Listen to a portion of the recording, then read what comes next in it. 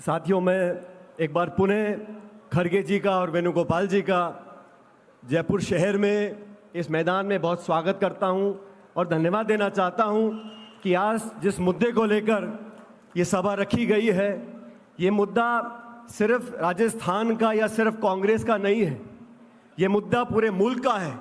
और मुझे खुशी है कि कांग्रेस पार्टी ने अपनी ऐतिहासिक जिम्मेदारी को समझा और हम सब लोगों ने समूचे देश में, जैसा वेणुगोपाल जी आपको बताएंगे, पूरे देश में विपक्ष की आवाज को मजबूत करने के लिए, नागरिकों के संवैधानिक अधिकारों को पुख्ता करने के लिए, केंद्र की बैठी हुई सरकार को जगाने के लिए जो जागरूकता करनी है, उसकी जिम्मेदारी का सबसे बड़ा अगर बोझ किसी के ऊपर है तो हमारे आपके ऊपर है, कांग्रेस पार्टी के ऊपर है। इसलिए आज आप लोग इतनी भीषण गर्मी में यहाँ पर उपस्थित हुए हैं, इस बात को दिखलाता है कि केंद्र की सरकार को हम चैन से बैठने नहीं देंगे। संविधान पर जो प्रहार हो रहे हैं उसको समझना चाहिए। संविधान की रक्षा की बात राहुल गांधी जी क्यों करते हैं?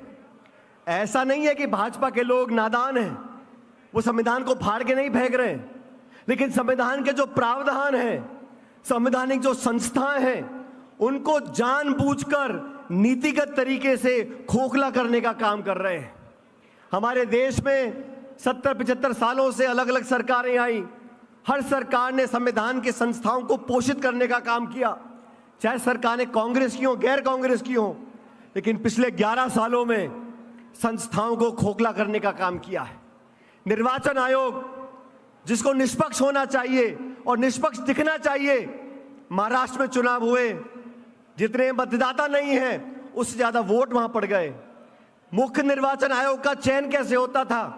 3 लोग चयन करते थे, प्रधानमंत्री, नेता प्रतिपक्ष और चीफ जस्टिस ऑफ इंडिया।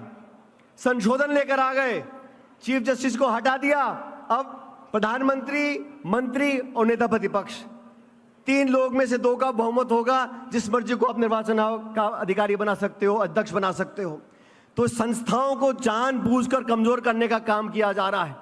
इसलिए हमें आह्वान करना पड़ेगा, राजनीति से ऊपर उठकर तमाम विपक्ष के दल एकजुट हो चुके हैं और हम कांग्रेस के लोगों की ये जिम्मेदारी बनती है कि सबसे अग्रिम पगड़ी पे खड़े होकर हमें अपने संविधान की रक्षा करनी है। मैं धन्यवाद देना चाहता हूं खड़गे जी आपका और राहुल गांधी जी का कि 2025 का जो साल है, ये पूरा साल संगठन को समर्पित किया है।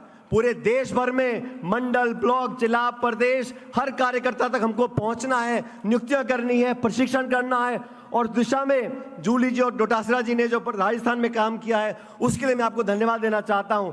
आज पूरे प्रदेश में कांग्रेस पार्टी जांबाज की तरह लड़ने को तैयार है। अभी जितेंद्र सिंह जी बोल रहे थे, जो आतंकी हमला पुलवामा में हुआ वो देश पर प्रहार है, ये जाति धर्म बिरादरी की बात नहीं है।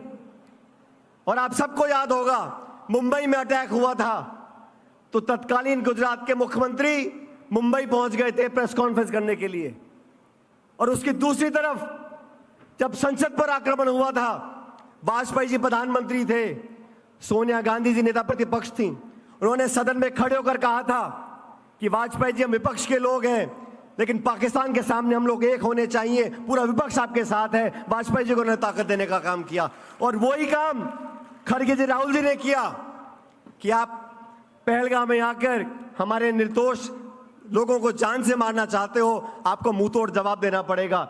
सारे संसाधन इकट्ठे कर लो, पाकिस्तान को मुंहतोड़ जवाब दो। पूरी कांग्रेस पार्टी और पूरा विपक्ष एक साथ खड़ा है सरकार के साथ, लेकिन जवाबदेही तय करनी पड़ेगी। ये चूक क्यों हो रही है, किसकी निगरानी में हो रही है, कौन जिम्मेदार है, इन सबके जवाब हमको मिलने चाहिए। इस नाजुक मौके पर पूरा देश आज एकजुटता से खड़ा है, लेकिन जो आतंकवादी चाहते हैं, जो पाकिस्तान चाहता है कि धर्म मजहब के नाम पर इस देश को बांटा जाए, उससे हमें सावधान रहना पड़ेगा। और ये जिम्मेदारी भाजपा नहीं निभाएगी, ये जिम्मेदारी कांग्रेस को निभानी पड़ेगी, आप लोगों को निभानी पड़ेगी। अभी जयपुर शहर के एक भाजपा के विधायक ने क्या तांडव रचा जयपुर शहर के अंदर। पब्लिकली उनको माफी मांगनी चाहिए, भाजपा के नेताओं को, मुख्यमंत्री को बोलना चाहिए कि मैं इस बात से सहमत नहीं हूं। अलग अलग नेता अलग अलग बातें बोलते हैं। आज इस मंच पर खड़गे जी, वेणुगोपाल जी आए, आपको संदेश देंगे। मैं तो उतना ही कहना चाहता हूं कि कांग्रेस का कार्यकर्ता एकजुटता से अगर संघर्ष करेगा तो 3.5 साल के बाद यहां पर कांग्रेस की सरकार बनेगी और 36 कौमों को लेकर आगे बढ़ने का काम हम लोग करेंगे। आप सब यहां पर आए, मुझे बोलने का मौका दिया और एक बार पुनः खड़गे जी आपका, वेणुगोपाल जी, मैं पुनः स्वागत करते हुए अपनी बात को समाप्त करता हूं। बहुत बहुत शुक्रिया। राम राम साहब।